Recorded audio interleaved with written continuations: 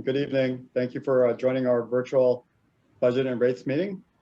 Our goal today is to share with you information about EBMUD and explain how we set our rates and develop our budget. As Mona mentioned, our finance director, Sophia Skoda, will have a short presentation, and then we will be available to answer any of your questions after the presentation. With that, I'll pass it on to Sophia to introduce her team. Sophia, you're on mute. Good evening, everyone. Sorry about that. This is Sophia Skoda, and hopefully I'm off of mute at this point. And I will introduce my team shortly, and just to share a little bit about myself before I move to screen share so that you can see the presentation. I have been here at the district. This is my 15th year. And I love working for EBMUD. I'm thankful to work for such a wonderful agency. And I've spent the last 25 years working in the water and wastewater sector. And so with that, I'm going to go ahead and start with the screen share and tell you a little bit more about the wonderful team that I get to work with. So with that, hopefully everyone can see my screen and the slides that we will go over today. Is that true? Yes. Excellent. Well, with that, I guess what I'd like to start out doing is just to share a little bit about EBMUD. This presentation specifically will be, as General Manager Chan said earlier, about the cost of water and a look at how EBMUD sets its budget and rates. But I want to provide a little bit of background about EBMUD. So you may not know that EBMUD is a not-for-profit public agency. We are not, however, a state or a county agency. We are what is called a special district with responsibility for water and wastewater services inside of our service area boundaries under California's Municipal Utility District Act. And we have a 7-member board that's elected by ward by the public. And those wards are redistricted periodically. And again, the voting is by all of the people that live inside of the ward boundaries. So EBMUD is proud to be a part of EBMUD, if the East Bay's history, and we are also very deeply committed to the future of the East Bay. Our mission is to manage the resources with which the district is entrusted, to provide reliable, high-quality water and wastewater services at fair and reasonable rates for the people of the East Bay, and to preserve and protect the environment for future generations.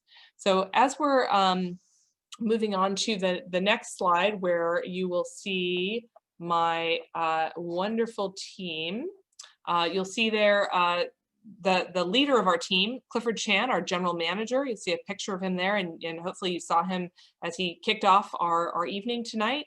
There's a picture of me, Sophia Skoda, and then there's a picture there of Jean Chase, who is our longtime manager of budget. Richard Liu, who is the Principal Management Analyst in Finance with primary responsibilities for rates and charges, and David Mercado, who is the Principal Management Analyst with responsibilities for our budget. So we are all on this call tonight, and we will be available to answer questions that come up. And I'm really grateful to work with such a wonderful group of people in sorting the district's resources.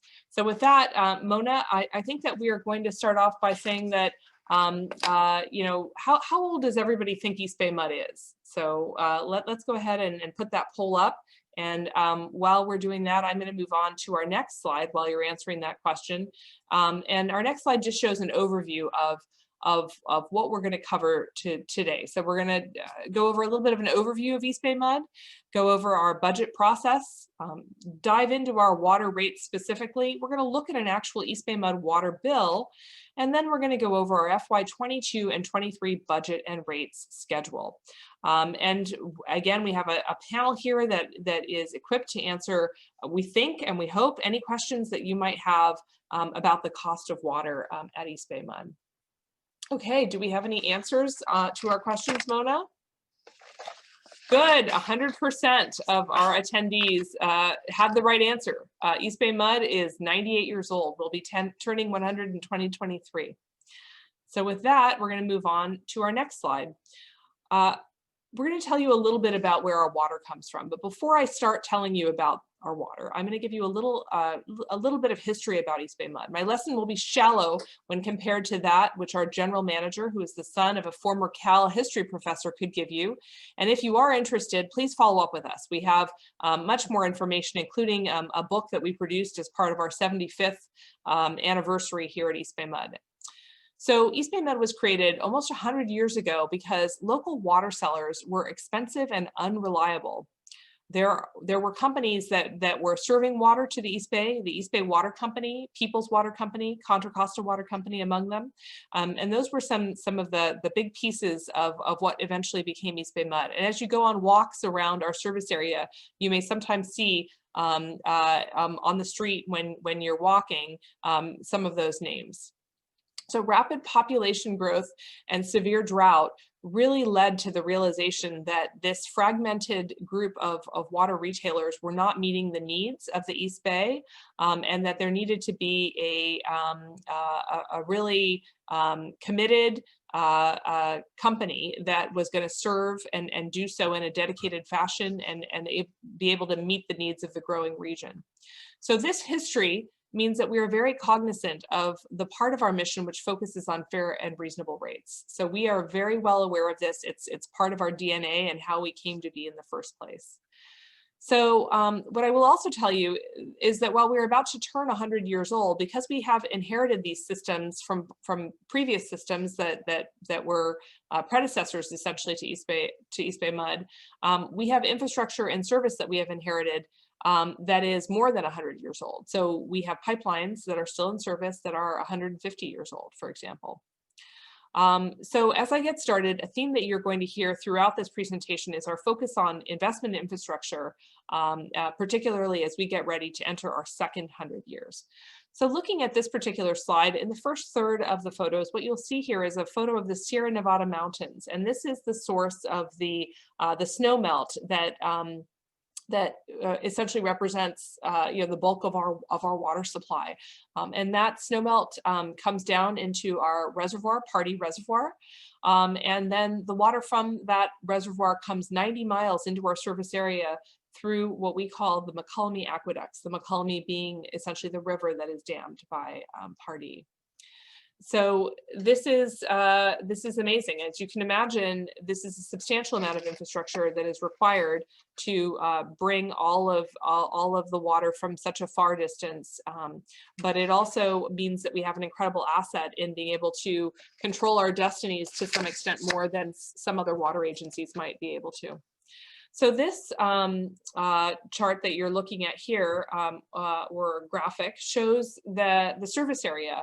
So we serve 1.4 million people with water and 685,000 people roughly with wastewater services. So you'll see this sort of jade green color that shows our service area boundary. And then you'll see a slightly shaded area that hugs the water line, and that is the wastewater service area. Now, we only provide wastewater treatment. We do not provide wastewater collection. So when the water leaves a customer's home in Oakland or in Berkeley, it travels through a collection system that's owned, operated and maintained by the city of Oakland, for example, or the city of Berkeley, or Steege Sanitary District. So and you may wonder, why is it that we don't provide wastewater treatment to the eastern portion of our water service area? And the answer is that it just doesn't make engineering and economic sense. Essentially, we would need to pump all of that water over a set of hills or through a set of hills. And so there is a separate wastewater, or several different wastewater agencies that essentially are serving the other portion of our water service area. You can also see from this particular graphic that we have a lot of infrastructure around reservoirs, treatment plants, and pipelines. So 5 local reservoirs for raw water. That means that's water that's yet to be treated. 6 water treatment plants, over 4,000 miles of pipeline, 122 pressure zones, and 164 reservoirs. So this means our system is very complex. If you ever have the pleasure of hearing a presentation from another, either local or other Western water agency, I think what you'll find is that this is a particularly complex system to manage, and this shows up in our cost of water. On the wastewater side, we have one wastewater treatment plant, which processes about 50 million gallons per day. It can process, or we can receive up to 10 times that amount of water during rainfall. And so we have 3 wet weather facilities that enable us to deal with that influx of water. It's a biological system, and so as you imagine, that bacteria doesn't just grow overnight 10 times based on rainfall.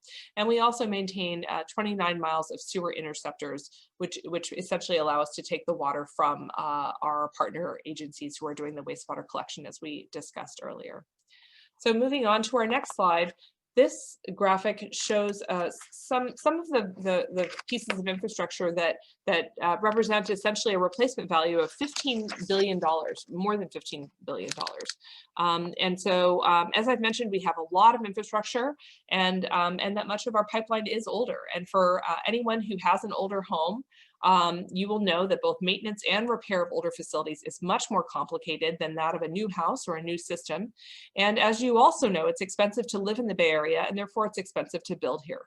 So this is what we face when we look to our next 100 years and making sure that the infrastructure is there to serve our growing communities. Moving on to our next slide. This is just a graphic that shows the type of 24/7 operations that we conduct. So you'll see staff responding to what looks like a main break there. We have some people at our operations call center. We have a water sampler, making sure that water is safe at schools and in other locations throughout our service area. We have the folks that are making sure that all of the operations controls are in check and underway. We have someone that looks like they are working on a meter box.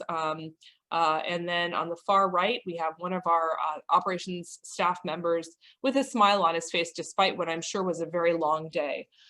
So our work is immediate, 24/7. Someone needs to turn on their tap and we need to be ready, but it's also long-term. We need to be planning for protecting the environment while meeting the needs of our customers during droughts, and also planning for the big one for when it comes. Moving on to the next slide. This is a graphic that just shows our budget process and shows that it's continuous. And so what you'll see is this circle that represents 2 years. So 1 year in a darker blue and 1 year in a lighter blue. And each year is essentially broken up into the 4 quarters in terms of how it works. So if you look at the start of year 1, we're working on assessment. What are the budget goals? What are our organization's needs? What are the current factors that are at play, essentially? And then that moves into an evaluation phase and a development phase, which ends up with a capital improvement program that reflects the needs of our infrastructure, the development of an operating budget to make sure that we're maintaining that infrastructure, operating that infrastructure. And that culminates essentially in a set of recommended water and wastewater rates, which go through a review and approval process, including a public process. Once rates and charges are approved by our board of directors, they're then implemented in the start of the second year. And then during that second year, we're working again on updating our strategic plan. So what are our goals as an organization? What are our next steps? Where do we need to go? What are the short and long-term needs of the organization? We also make sure to update our board and our staff, especially our management staff, on where we are with respect to the budget. And then this feeds back into moving into the next budget year. So moving on to our next slide, what you'll see here is again a graphic that explains how the strategic plan fits in with our budget development process. So during that year, the second year, where we're looking at the strategic plan, we look at master plans, we look at our long range plans, ideas for new initiatives that have come from the board of directors or from our staff. We take into account employee input and customer feedback, and all of this goes into the development of a new strategic plan, which again informs the development of operating and capital budgets, our 5-year capital improvement program, employee performance plans, key performance indicators to make sure that we're measuring and that we're meeting what we need to be doing to achieve results. And then all of this is assessed and evaluated and feeds back into the strategic plan process as well. Moving on to the next slide, let's talk about the costs that are actually in the budget. So we sometimes think of our costs as falling into three buckets: operations, debt service, and capital costs. So those operations costs are the day-to-day costs. So staff costs, electricity and chemical costs, costs for equipment and vehicles, insurance and claims, information technology, ever-changing, and security. On our debt service side, that's essentially our mortgage payment of interest and principal that we pay on bonds that we have issued to be able to stretch the cost of infrastructure over a longer period of time. So when we issue debt, what we do is just like with a home payment, rather than paying all those costs in 1 year, knowing that that house is going to last a long time, we essentially spread the costs of that infrastructure over time to make sure that there's opportunity to keep rates reasonable and fair, and also to make sure that there's the fair piece, the intergenerational equity, that future people who are living in your home are also participating in the costs of this capital. So then there's the capital piece itself, which is funding for long-lived capital projects, upgrading treatment plants, and that includes staff costs, consultant costs for planning and design, and costs for supplies and materials for construction. So if you actually look at what that was for fiscal year 21, and that's the year that we are in currently, this was about $300 million for operations, $200 million for debt service, and getting close to $400 million for capital. So if you take the two pieces of capital and debt service together as really being capital at the end of the day, 2/3 of our budget is around infrastructure and investment in infrastructure. And so this is where we end up with an annual budget of just over 900 million, so just under $1 billion at this point. Moving on to our next slide, this is just a slide that essentially shows our capital improvement program drivers. So you'll see work on water treatment plants, pumping plants, local reservoirs, aqueducts, and dam and outlet towers in certain locations. And the CIP is really your rate dollars at work. And the first two strategies that we've talked about, including completing master plans and making sure that we have effective operations and maintenance when we were talking about the strategic plan, that's all information essentially that we use as input again to develop our CIP and prioritize our work. And the primary focus of our CIP going into this new rate cycle will continue to be infrastructure renewal to improve reliability. It is not for expansion or new system demands. And setting priorities with respect to the CIP is really based on three things: safety, reliability, and water quality. Those are the primary drivers. Of course, there's always regulatory compliance, and we want to make sure when we can that we're making cost-effective upgrades to make sure that we're keeping pace with energy efficiency and other types of improvements that make us essentially a more cost-effective utility and keep your rates low. And this is all integrated into our prioritization process. Moving on to our next slide, this is a graphic that we like to show where it shows where each water rate dollar goes. So this tall glass of water shows that 55 cents out of every dollar is spent on infrastructure improvements and supplemental water supply. About 29 cents is spent on water service, storage, treatment, delivery, maintenance, engineering, 7 cents on administration, and then 4 cents on customer service, 3 for natural resources management and protections, and 2 on regulatory compliance, rounding out that $1. Moving on to our next slide, we're going to cover this graphic because we feel like it's something that we are not sure that everybody's always aware of, which is that while our operations costs are really largely fixed, our revenues really are not. So our costs are getting close to 95% fixed, with our variable costs being simply electricity and chemicals. And one of our blessings here at EBMUD is that our water is coming down by gravity. And so we just don't have to do a lot of pumping. And so that's wonderful in that we have a low carbon footprint to our water.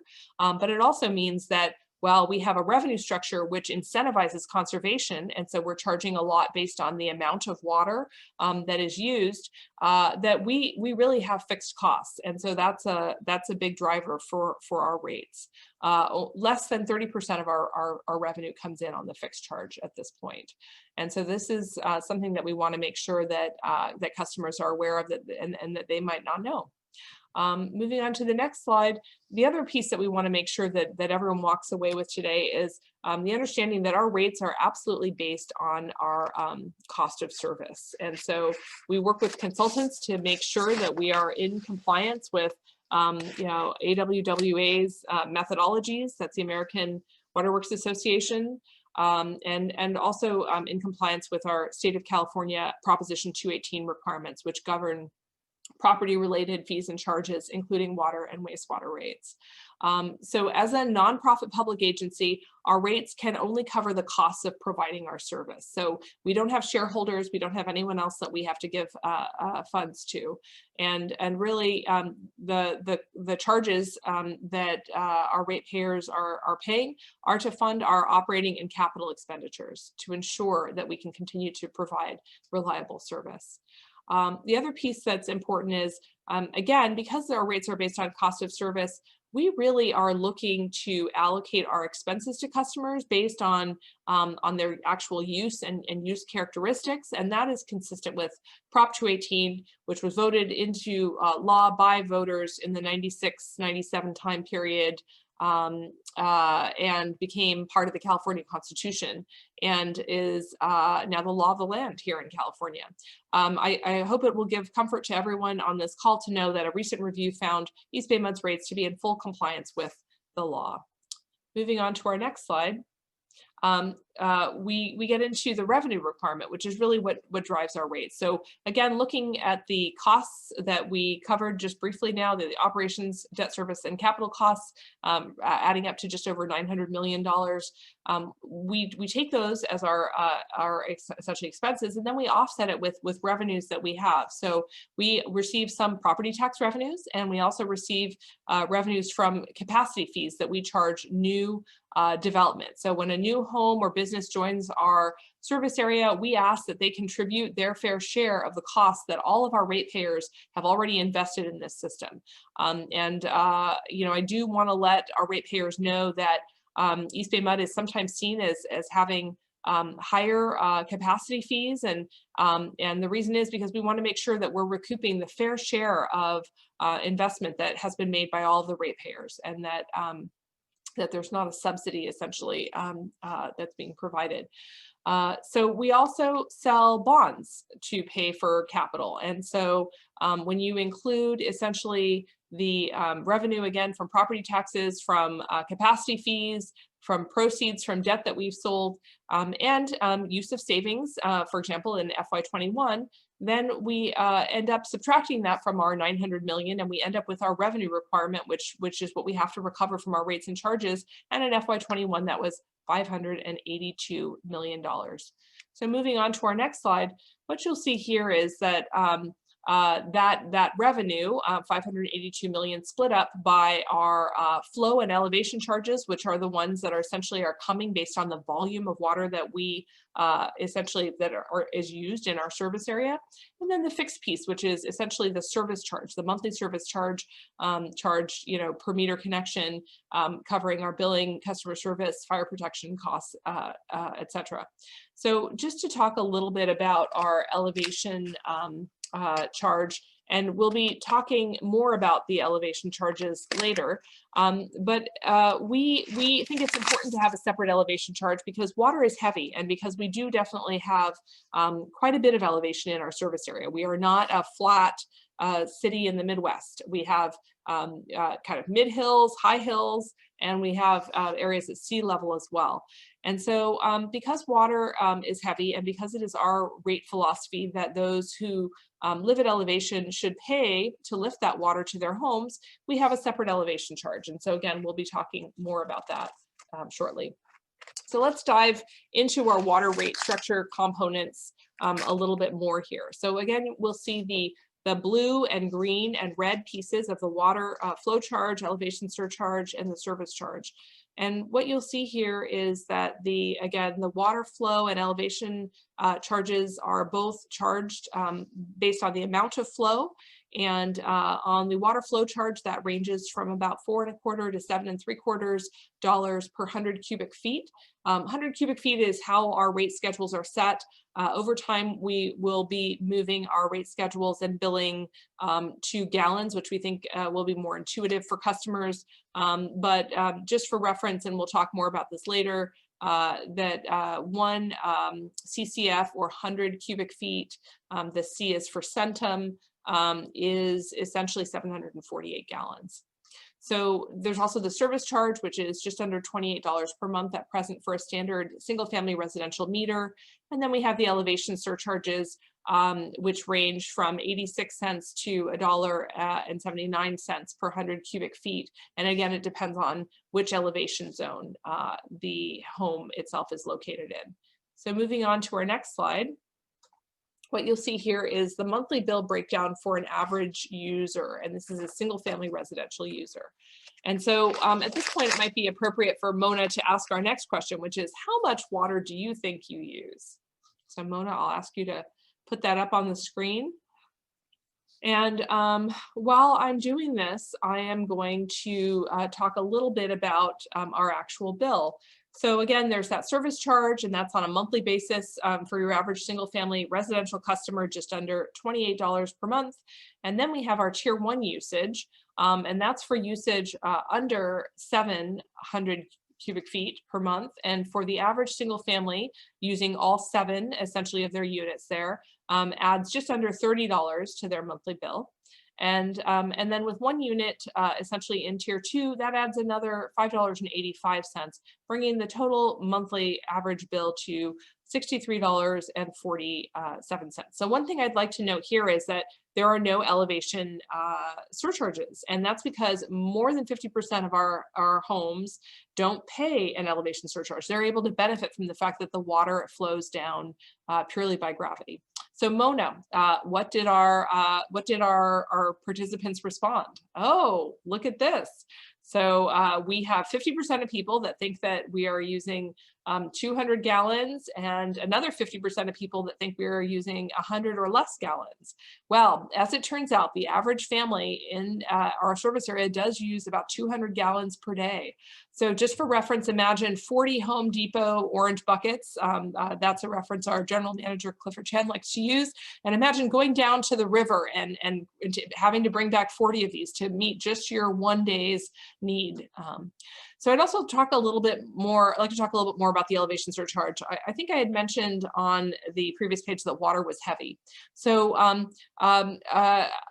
another kind of heavy object might be a Prius, which has a pretty substantial battery, and that's another reference from our general manager, Clifford Chan. And so if you might imagine that a gallon of water weighs 8.3 pounds. So every time that we have to lift 1 gallon of water to your home, you can imagine how much energy is required to do so. And the higher up you live, the more energy is required essentially to lift that. So now if we take a Prius, which is probably more, I believe Clifford Chan updated me today, about 3,100 pounds, but we assume that we have a Prius that weighs 4,000 pounds. So a large family is still sitting inside of that car. Then we're lifting 12.5 Priuses to the average single family residence that is living at elevation every month. And if you can imagine, if they're living at the highest elevation, that's a lot of Priuses to be lifting on a monthly basis. And so that's why we have a separate elevation surcharge. The other point that I'd like to point out here also comes from our general manager. And that's just a reminder that there are many people in our service area that are still buying bottled water. And a bottle of smart water, for example, he mentioned the other day, costs about $1.70. And that for about that same price, General Manager Chan pointed out that our average home is waking up in the morning, making a pot of coffee, taking a shower, brushing their teeth, throwing in a load of laundry, and watering their plants. And that's all probably before 8 in the morning, before work. So really, we believe that we work hard to provide good value to our ratepayers. And we believe that we are doing a good job at that. So how much do you think that we pay for a gallon of water? Mona, we're ready for our next poll.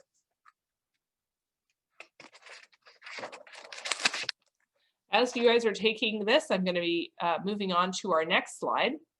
And what our next slide shows is that we do actually have a range of water users. Not everybody is using 8 CCF. So our low water users are using more like 400 cubic feet, so half or about 100 gallons per day. And our high water users are using 3 times that, so more like 600 gallons per day. And so you can see the range of bills here from just under $45 to up to $172 per month, again, dependent on the usage. Also, just a note, our median and mean water use are not the same. So our mean or average water use is 8, but the median is 6. So that means more than half of our homes are actually paying less than the average bill. So do we have the results of poll, Mona? Oh, excellent. So we have, about 25% of our respondents think that we're paying more than 30 cents per gallon, but 75% of the folks think that we're paying 1 cent or less. Let's find out what the answer is by moving to the next slide. It's a penny per gallon, folks. We pay about a penny per gallon. And so isn't that phenomenal? Good news for those of you that thought you were paying more than 30 cents a gallon. And so this is a graphic that just shows that 748 gallons that make up 100 cubic feet. And also that for the average home, you can see how many of these blocks essentially are represented for the average user. And what this shows is essentially the calculation of the average monthly bill and the cost per gallon of water. So with that, we're going to be moving on to the next slide. And this is to look at an actual East Bay MUD bill. So one, many of our customers receive a bill but don't realize that we actually only send 6 bills per year. So we bill every 2 months. And this dates back to World War II, when as part of initiatives to save resources, East Bay MUD cut down on sending paper out every month and moved to sending bills out only every 2 months. And we've maintained that ever since. I would like to say, for those of you who receive a paper bill, we do try to encourage people to move to online billing, and you can find information about that on eastbaymud.com. So with that, let's dive into this bill a little bit. So what you'll see here is highlighted in yellow at the top part of the bill that we have water charges and possibly wastewater charges if, again, you're living in the shaded portion of the service area that I showed in one of my early slides. And so those are the charges that are shown there for 2 months. What you'll also see is that we often bill for, as partners with our public agencies, so that they don't have to have a whole nother billing system. We bill for many other public agencies that are offering kind of water, wastewater related services. So on this particular bill, which is in the city of Oakland, you'll see here that we charge for the city of Oakland their sewer collection fees. And what you'll see there is that's the $84 for 2 months. That represents the city of Oakland's collection fees. And so if you add up our water charges, our wastewater treatment charges, and the pass-through charges for the city of Oakland's wastewater collection service, that all together comes up to a total bill of $225.70 in the city of Oakland, and that's for 2 months. So it would be half that on a monthly basis. So let's move on to our next slide. We did want to make sure to point out that our board is very aware that water is an essential service, and that East Bay MUD recognizes that not everyone has sufficient means to be able to support their households and the cost of water and wastewater service. And so we do offer a customer assistance program, which is one of the oldest and most generous in the nation. It offers a 50% reduction on water flow charges and a 35% reduction up to 35% on wastewater flows. We reduce the bi-monthly service charge by 50%, and on home water use on a per person basis up to 1,000 gallons per person per month, there's also up to a 50% reduction there. The CAP program has been in effect since 1987, and we are proud to say that over $40 million of assistance has been provided to date. So more information on our CAP program, if you know anyone or if you yourself may be eligible, please contact us. It's a generous program. We would encourage you to make sure that you are not someone that could benefit from this. We also have payment plans and extensions that are available.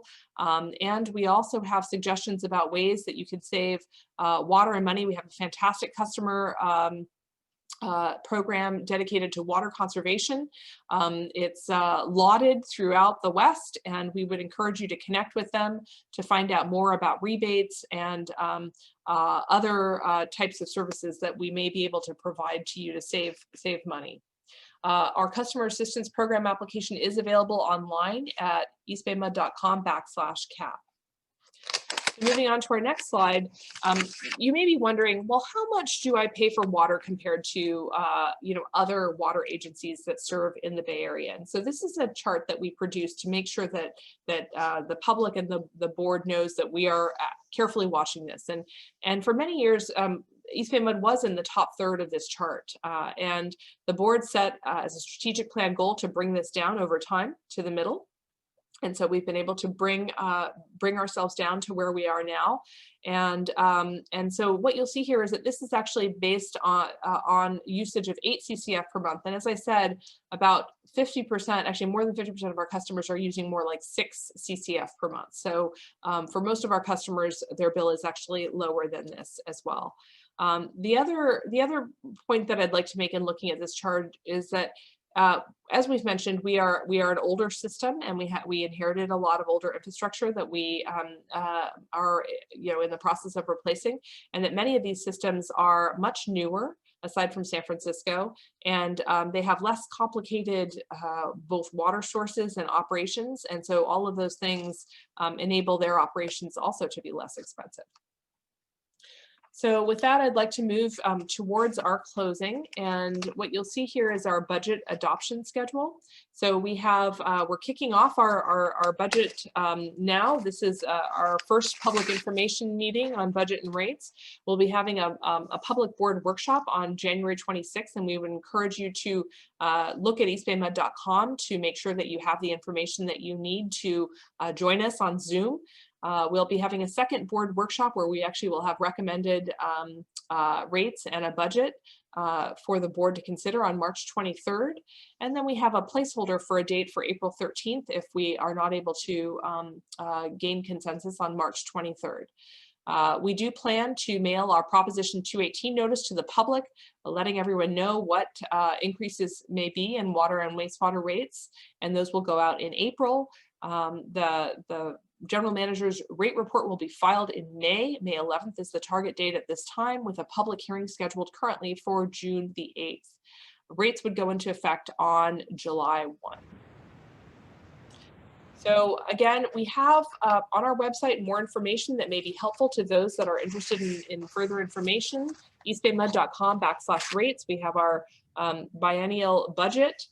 We also have a document that we created called the Budget in Brief that is just a couple of trifold pages and very, very easy to understand. At least we certainly hope so. And if it's not, we invite your feedback. And we also have a piece there called Understanding East Bay MUD's Water Rates that sort of summarizes our cost of service process. So we encourage you to use this part of our website, and also to provide any feedback on anything else that would be helpful for our customers that we could post in the future. eastbaymud.com is also great for making sure that you're up to date on workshops and meetings. We have board meetings every other Tuesday afternoon, and in the mornings of those days we have committee meetings that are ongoing for the range of committees that the board has established on finances, planning, sustainability, human resources, etc. So this is your district. Please stay connected and stay informed. On to the next slide. Let's dig into questions. We are available. I'm going to be taking down this slide presentation in a second so that you can see our panelists. And essentially, we also have set up an email that we'd invite you to write us any questions that you might have, so that we can make sure that they're answered if you don't want to have them answered live today. So we just want to say that water continues to be the best value around. We believe that, and we believe that East Bay MUD's water is some of the best water in the state. And please visit us on eastbaymud.com, follow us on social media, Twitter, Facebook, or Nextdoor, or again, you can reach out to us directly. So this first half has been a bit of a tell for us to tell you a little bit about East Bay Mud and about our budget and rates and water. And now we want to hear from you and answer your questions. We are always interested to know how we can serve our community better. So again, thank you very much for your time. And with that, I am going to stop sharing my screen. Okay, everyone, you can unmute if you'd like. And if you'd like to turn your camera on, you can. And if you have a question, feel free to ask.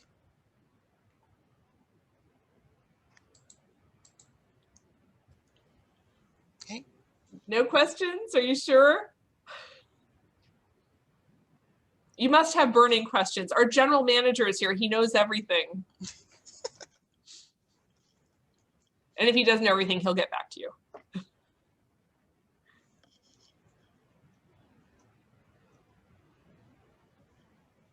Going once, Mona. Well, Sophia, I'm gonna ask one of the questions that came from the earlier today. Okay. The first one was, how do we manage how do we prepare for the massive amount of building that's going on within the district? How are we going to have enough water to supply those needs? Thank you. I'll start off answering that, and then I'll ask our general manager to add on. So I just, we do want to let everyone know that this is a big part of planning for us, and we take it very seriously. We believe that as part of the planning and execution of considering this question over many, many years, that we have what we think is perhaps the most diverse water supply portfolio in the Western United States. And we continue to look for new partnerships and ways to keep that going. We also have a very serious commitment to water conservation, and we have done a lot of work to bring down the amount of water used by the average single-family home. Our water conservation team has done a phenomenal job over many years, and so that has resulted in essentially available water for growth. As I started out the presentation, I stated that essentially part of our history was that local water suppliers were not able to meet the needs of growth, and so we are very cognizant of that. And it's a main part of our ongoing work is to make sure that we are ready to serve growth. So yes, we have capacity to serve growth. We are ready to do so, and we try to make sure that our capacity fees charge new development appropriately to recoup the investment made by our ratepayers. And so I'll let General Manager Chan add on to that. Yeah, I'll just add that, I mean, we do meet with every city in our service area, look at the general plans, and understand all the development that's going on. I mean, we see it around us. And we make projections right now, our latest projections out to the year 2050. And we're projecting that our demand will grow from around 164 million gallons per day today to around 218 million gallons per day in 2050. And we make sure that we have enough water supply to meet those future demands. Okay, and the second question was, how has the pandemic impacted East Bay MUD's budget? Thanks for asking, and I'll ask our budget manager, Jean Chase. She'll remove herself from mute and answer that question. Hi, thank you, Mona, and everybody. Of course, as you can imagine, the pandemic was certainly something that we could have never predicted in our budget at all.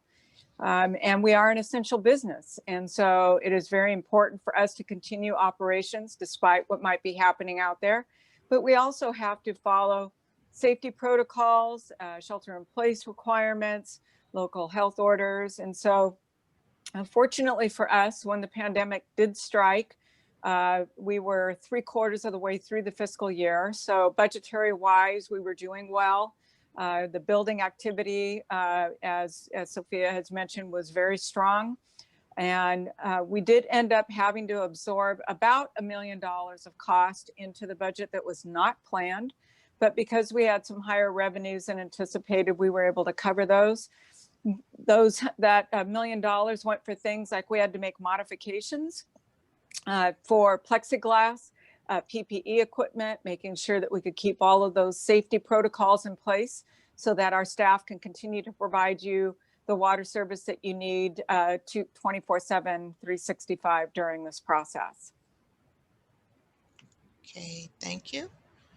And if there are no other questions, I want to thank all of you for joining us. Again, this recording will be available on the website by close of business tomorrow. And we look forward to seeing you again in our next meeting. Thank you and good night. Thank you. Good night. Good night, everyone. Good night. Thank you, everybody.